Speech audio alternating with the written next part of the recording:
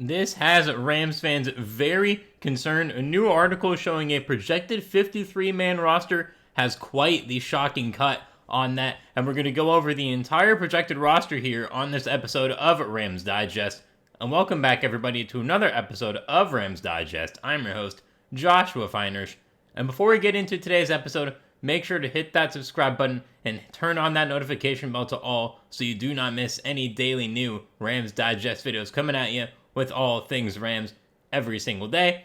And we have a long story to get into today, so we're going to have a pretty short intro as we have a very surprising cut from this new projected 53-man roster just after OTAs and minicamp have wrapped up. So this really is the first projections that we have as fans and as analysts and reporters about this new Rams team for this 2025 NFL season. And this is from Rams Wire, their 53-man roster projection for this upcoming season. And we're going to get into it right now. The Los Angeles Rams have hit the summer break portion of the offseason after completing minicamp in Maui. They'll reconvene at Loyola Marymount on July 22nd when rookies and veterans report to training camp, eventually putting on pads and really ramping things up after what Sean McVay calls the acclimation period early in camp. There are position battles all over the roster, even if not for spots in the starting lineup. Players on the back end of the roster will be fighting for their jobs at cornerback, O-line, and wide receiver, among others. And here's our latest projection of the 53-man roster, now that OTAs and minicamp are done. This is very important to note, because a lot of the starting spots have kind of been filled up already, but we do have a lot of backup battles that are going on that Rams fans need to be paying attention to. And one of those battles will shock you, and that's actually our first position group of the video. Quarterbacks. We got Matthew Stafford obviously starting, and we got Jimmy Garoppolo, as the backup. And you'll see there's only two names here, and we're going to get into who exactly is cut from this group. Unless Stetson Bennett makes serious strides this preseason, the Rams are most likely going to keep just two quarterbacks, Stafford and Garoppolo. They kept Bennett last season, but going into year 3, time is running out on the former Georgia quarterback. Now this is a move that definitely has me concerned as a Rams fan, because the Rams brass was really high on Bennett when he got drafted. I personally was not a Stetson Bennett guy in terms of his NFL career being successful, but the Rams seem to really like him. They used a 4th-round pick on him in 2023. He's on a cheap deal, only a $1.2 million cap hit, so if they keep him, it's not like they're really spending so much money on him. He's 5'11", 190. He's already 27, going into his 3rd year, and he'll be 28 by the end of this season, which means he's going to be quite old for a player going into his 4th year. So he is what he is at this point. Again, we have seen Geno Smith revive as an older player in Seattle. Sam Darnold around this age in Minnesota last year. Obviously, we'll see, funny enough, how he does in Seattle. But for quarterbacks at this age, it's a lot of times you are what you are with some slight improvements being made.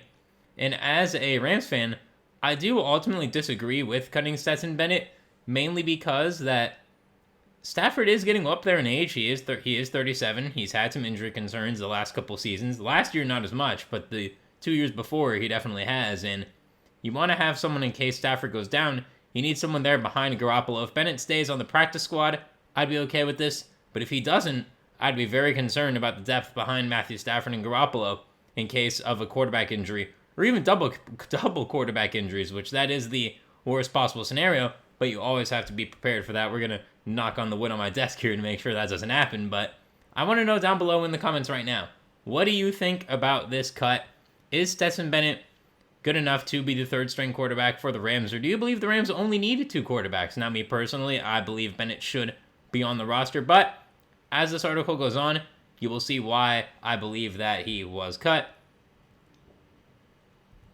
And now on to running backs. We got 4. We got Kyren, Blake Corum, the rookie Jarquez Hunter, and Ronnie Rivers.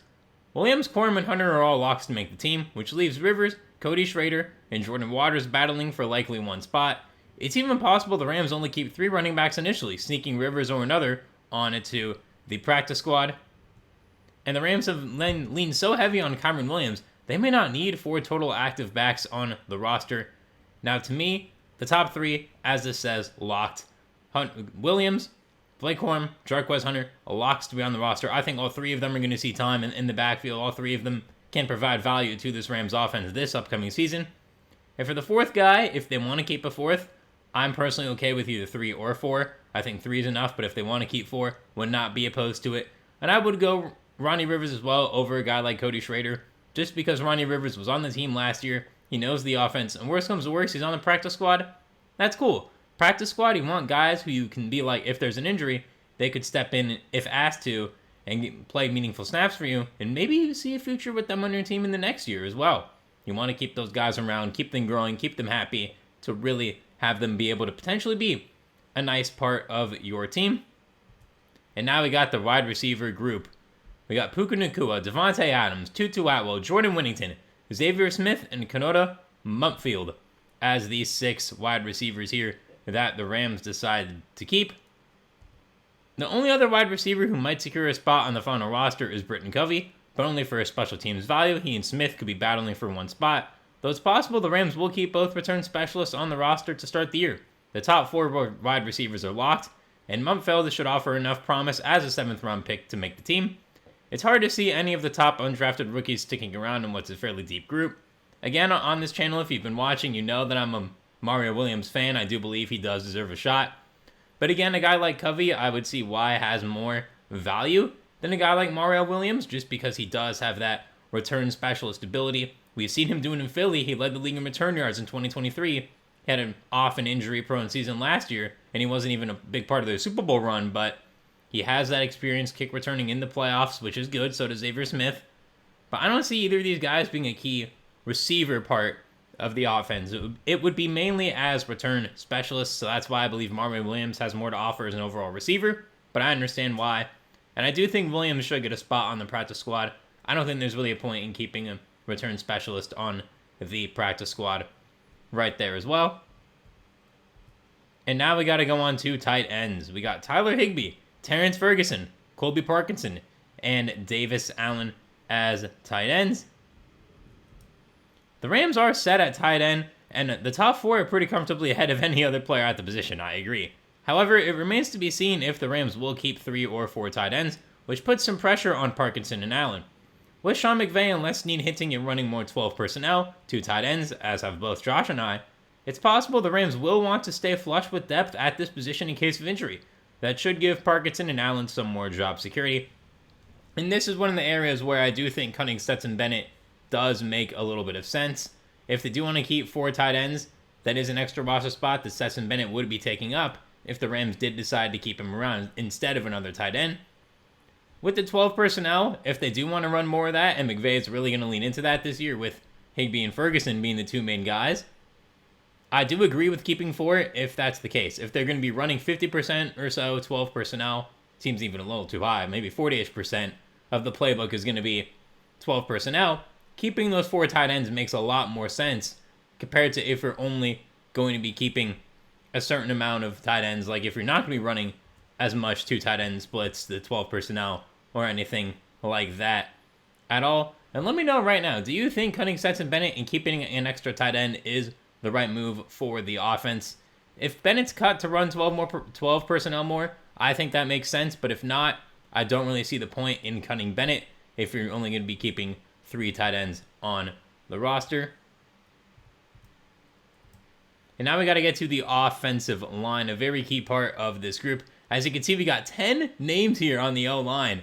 We got Alaric Jackson, Steve Avila, Coleman Shelton, Kevin Dotson, Rob Havenstein, Bo Limmer, DJ Humphries, new signee, David Quisenberry, new signee, Dylan McMahon, and Warren McClendon Jr.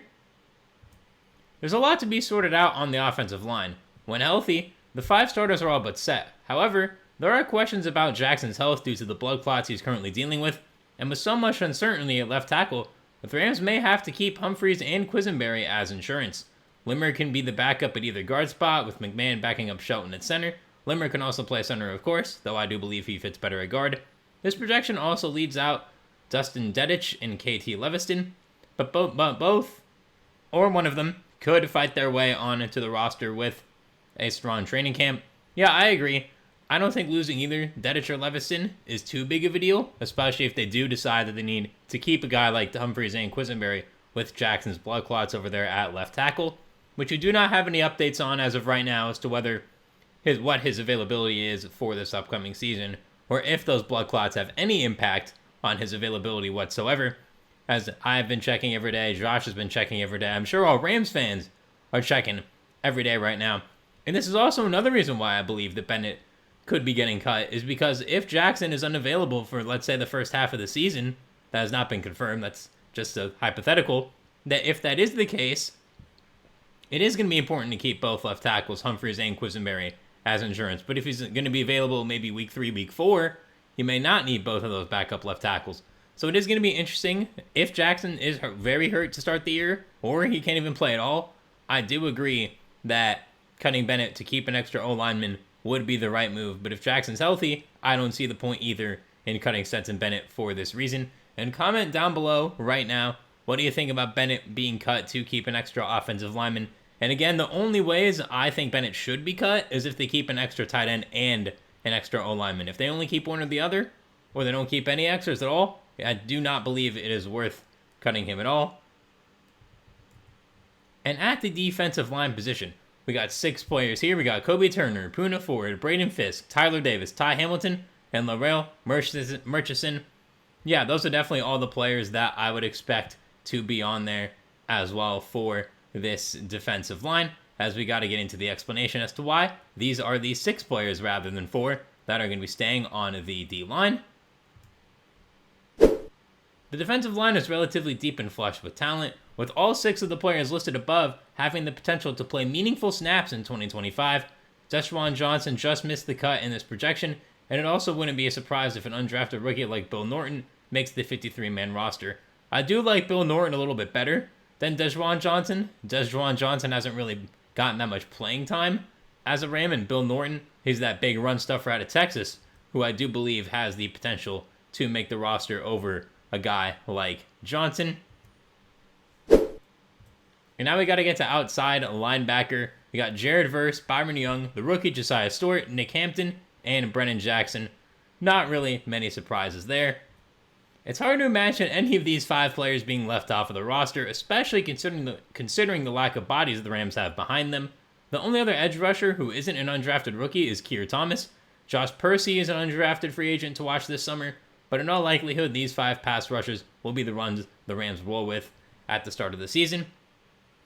Yeah, I totally agree. There's not much to really say about this group, except that it's very good and pretty deep, and the Rams should not make any changes to this group at all. I fully agree with that statement. And now we got to get to inside linebacker, a very interesting point in this Rams roster. We got Omar Speights, Chris Paul Jr., the rookie, Nate Landman, and Troy Reeder making the team. And all 4 of these players will get a crack at potentially starting this season, with Speights and Paul offering the most upside. Landman is someone who has impressed McVay and defensive coordinator Chris Shula in the offseason, so his stock is on the rise. Reeder could get overtaken by a rookie such as Sean Dolak, making this an important position battle to watch. Yes, that is definitely correct.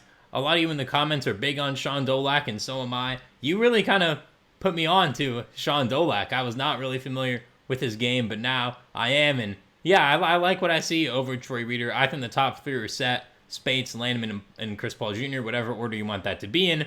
Those are the top 3. Those 3 are in, but I do think Sean Dolak does actually overtake Troy Reeder. And comment that down below right now. What do you think about the Troy Reeder versus Sean Dolak battle? Because both of them will not be kept. It is only going to be one or the other. So I want to know what you think on that down below in the comments.